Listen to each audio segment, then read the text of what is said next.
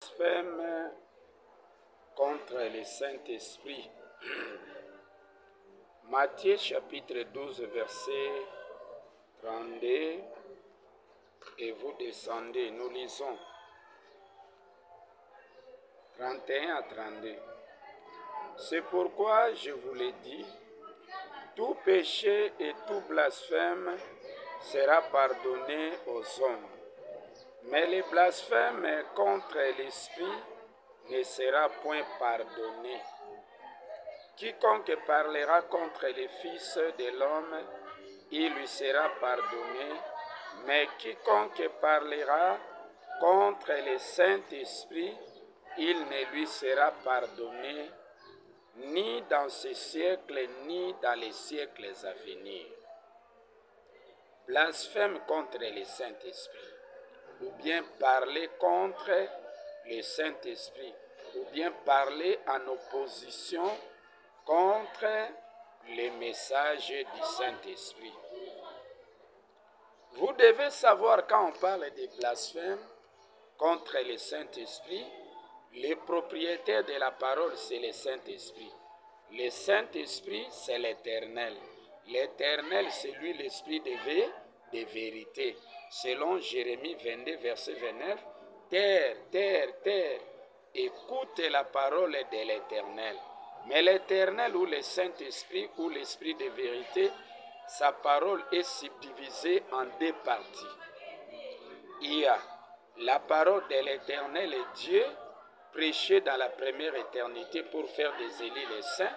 Et il y a aussi également la parole de l'Éternel et Christ Melchisedec, prêchée dans la seconde éternité pour faire des élus les éternels. Mais nous commençons d'abord avec la parole du Saint-Esprit prêchée avec son épouse Dieu. Puisque Dieu est une épouse, Melchisedec est une épouse. Dieu est une épouse de l'Esprit Saint dans la première éternité, dans les lieux saints, pour faire de tous les élus les saints. Et puis Christ Melchisedec est une épouse du Saint-Esprit ou de l'Éternel ou de l'Esprit de vérité dans la seconde éternité, dans les lieux très saints, pour faire des saints les éternels. Alors nous commençons d'abord par blasphème contre le Saint-Esprit dans la première éternité. Quand est-ce qu'on parle de blasphème? On parle de blasphème lorsque vous vous opposez contre les messages du Saint-Esprit libéré avec son épouse, soit Dieu ou dans les lieux saints pour faire des élus les saints, soit Melchisedec pour faire des prédestinés les éternels. Alors, ici, on commence d'abord par blasphème contre le Saint-Esprit, lorsque le Saint-Esprit exerçait son œuvre dans la première éternité, ensemble avec son épouse Dieu.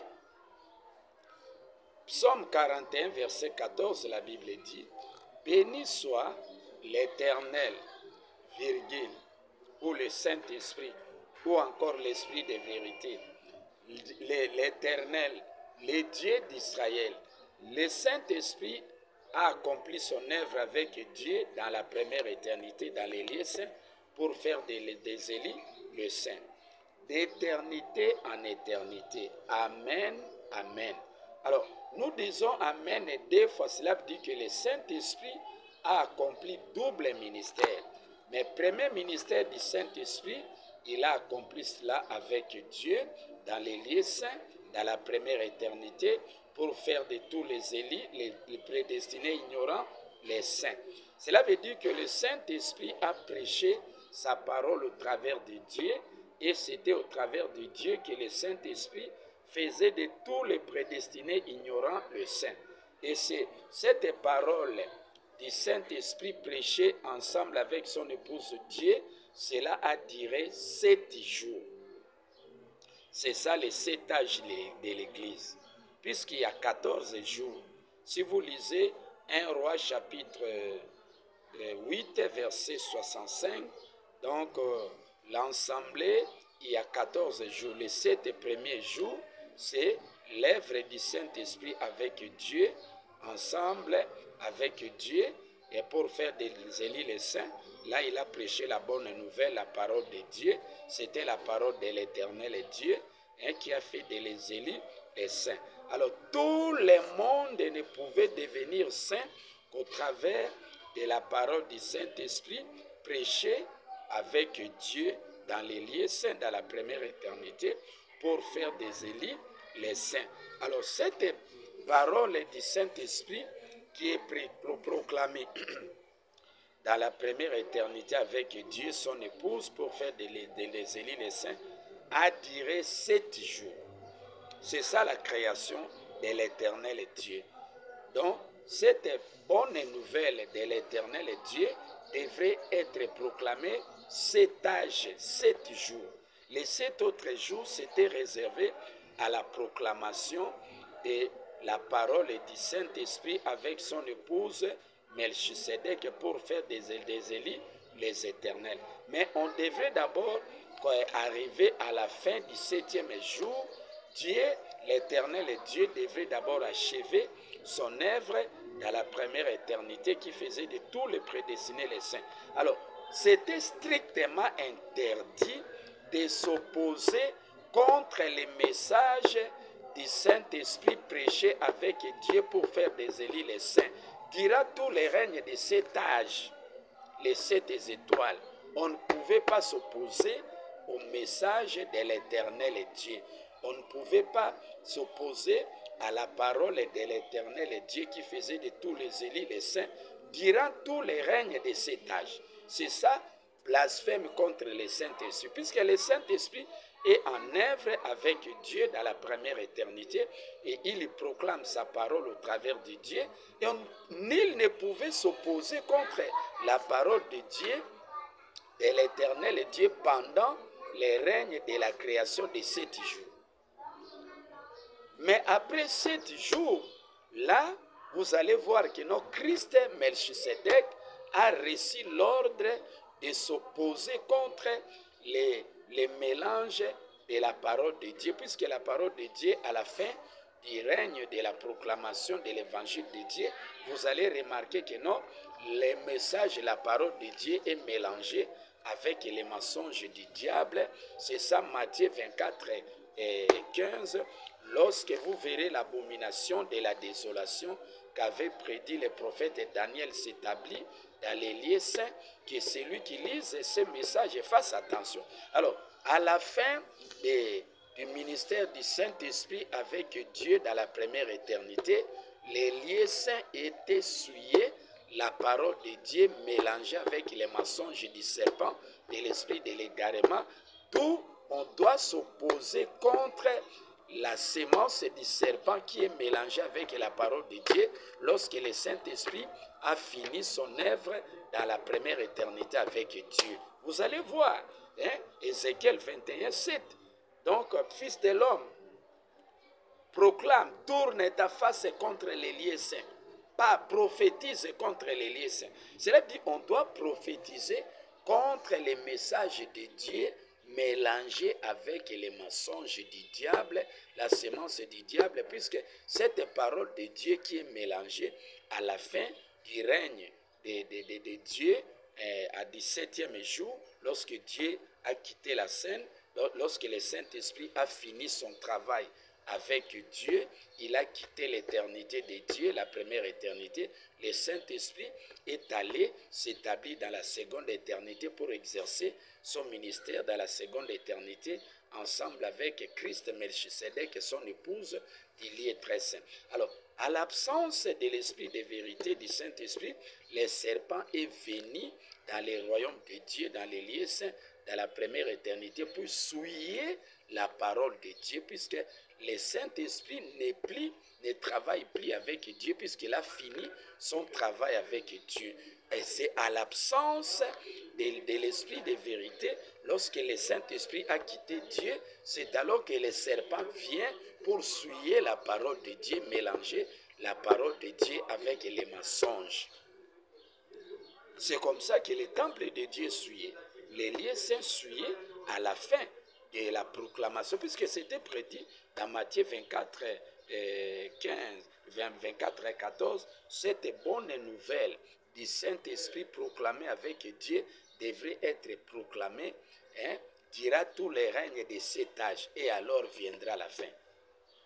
La bonne nouvelle du royaume de Dieu sera prêchée dans le monde entier, et alors viendra la fin. Cela veut dire que la parole de l'Éternel est Dieu, la parole du Saint-Esprit avec Dieu dans la première éternité devrait être proclamée pendant les règnes de 7 âges, les 7 étoiles, les 7 anges de l'Église. Cela veut dire qu'on devrait proclamer la parole de l'Éternel et Dieu 7 jours. Et à la fin du 7e jour, on devrait s'arrêter.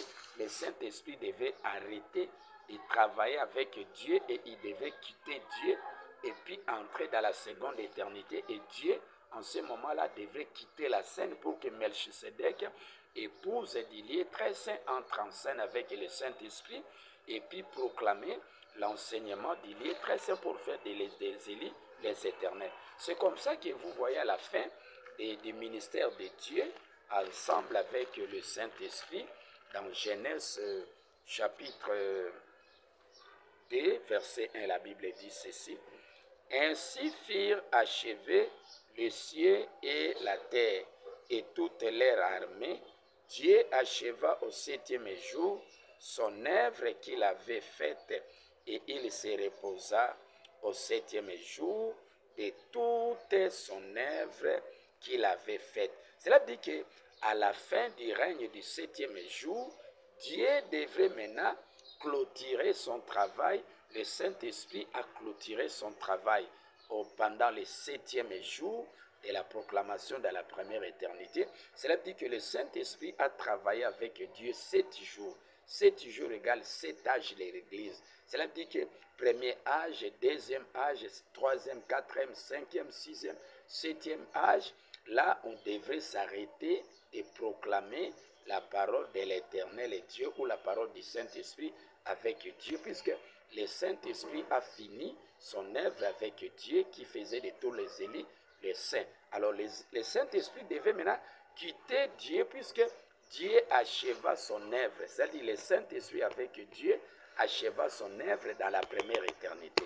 Dès que le Saint-Esprit arrive à la fin de la proclamation de son ministère dans la première éternité qui faisait de tous les élus les saints, le Saint-Esprit maintenant devait quitter la première éternité pour s'établir maintenant dans la seconde éternité, exercer son ministère de la seconde éternité ensemble avec Melchisedec.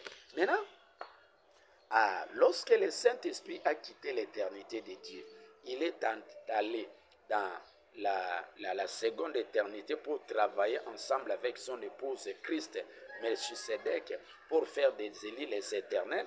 C'est alors à l'absence du Saint-Esprit, de l'œuvre du Saint-Esprit dans les lieux saints, c'est alors que le serpent vient pour souiller maintenant les lieux saints, souiller la parole de Dieu. C'est ça, Matthieu 24, 15, lorsque vous verrez l'abomination de la désolation qu'avait prédit le prophète Daniel s'établit dans les lieux saints, dans la première éternité, c'est mélangé, les mensonges se mélanger avec la parole de Dieu. Prêtez attention d'écouter cette parole de Dieu, puisqu'il y a impureté, les suivre, entrer dans cette parole. C'est comme ça que Jésus, le Fils de Dieu, lui aussi, comme la parole de Dieu était souillée, alors il a trempé, Jean 13, 26, Jésus prit les morceaux de pain de Dieu, trempa dans l'eau du serpent. Il donna à Judas, Satan entra.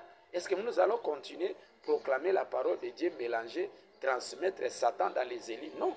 C'est comme ça que Dieu, à la fin, il a compris que non, sa parole est souillée, d'où Job 15, 15, Dieu n'a plus confiance à ses saints puisqu'il trouve l'impureté dans ses saints. Les saints, tous les saints sont souillés puisque la parole de Dieu est mélangée avec les mensonges du diable. Ce n'est plus le Saint-Esprit qui entre dans les esprits de l'île, maintenant c'est le serpent qui entre puisque la parole de Dieu est mélangée avec la semence du serpent. Le Saint-Esprit a fini son œuvre avec Dieu qui faisait de tout le monde les saints. Il est allé dans la seconde éternité, dans les lieux très saints, travailler maintenant avec Melchisedec et Christ, le roi éternel ou la reine du lieu très saint.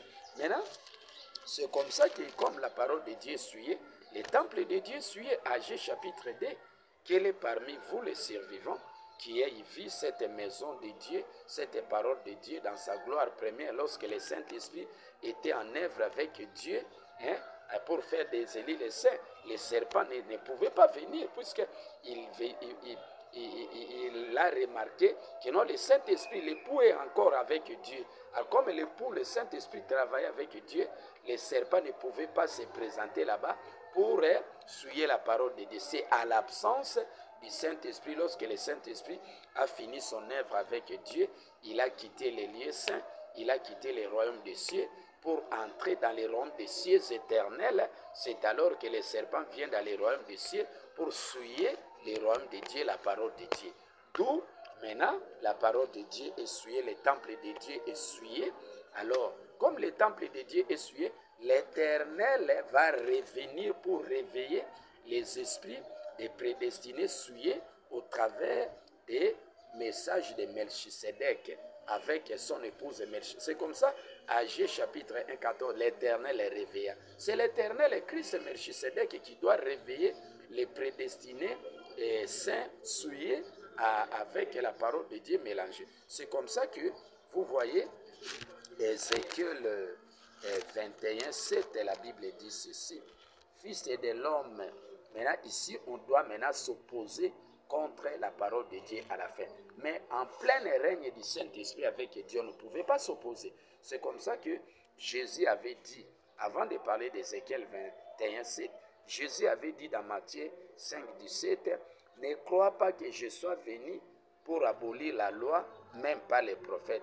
Je ne suis pas venu abolir la loi, même pas les prophètes, mais je suis venu accomplir. Cela veut dire que les 1000 ans de Jésus-Christ n'étaient pas pour s'opposer contre les messages de Dieu, puisque les 1000 ans de Jésus-Christ dans les royaumes de Dieu, c'était de proclamer l'évangile de Dieu, la bonne nouvelle de Dieu, la parole de Dieu, pour faire des élus les saints.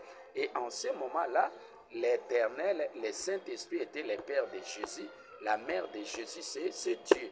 Le Saint-Esprit avec Dieu a fait de Jésus 3 fois saint et il lui a remis aussi une portion de son message pour faire des élus les saints. C'est comme ça que Jésus, le Fils de l'Éternel et Dieu, ou le Fils du Saint-Esprit, avec Dieu, a exercé son ministère de 1000 ans pour faire des élus les saints, puisque le ministère de 1000 ans n'est qu'une partie de Jésus, n'est qu'une partie et du ministère du Saint-Esprit avec Dieu. Alors, en ce moment-là, on ne pouvait pas s'opposer. Mais lorsque le Saint-Esprit a fini son œuvre avec Dieu, il a quitté le royaume de Dieu. Il est entré dans l'éternité de Dieu. Le serpent est venu souiller la parole de Dieu, mélanger la parole de Dieu, introduire l'impureté dans la parole de Dieu. Le temple de Dieu souillé, la parole de Dieu souillée, mélangée avec les mensonges. C'est comme ça que vous voyez l'Éternel, dans son ministère du lieu très saint, donne l'ordre à Christ. Dans Ézéchiel 21, 7, il dit ceci, « Fils de l'homme, tourne ta face contre les lieux saints et prophétise. » Les lieux saints souillés. Là, c'est le serpent maintenant qui est venu souiller la parole de Dieu. C'est comme ça que l'Éternel Melchisedec, dans son œuvre du lieu très saint, dans son œuvre de la seconde éternité, va maintenant anéantir la sémence du serpent qui est venu souiller la parole de Dieu. C'est ça, Ézéchiel 21, 7. Fils de l'homme, tourne ta face vers Jérusalem et parle contre les lieux saints. Prophétise contre les pays d'Israël. Tu diras, pays d'Israël, ainsi parle l'Éternel. J'en vais en toi. Maintenant, ici, les lieux saints essuient. Matthieu 24, 15, c'est accompli. La sémence du serpent est mélangée avec la parole de Dieu.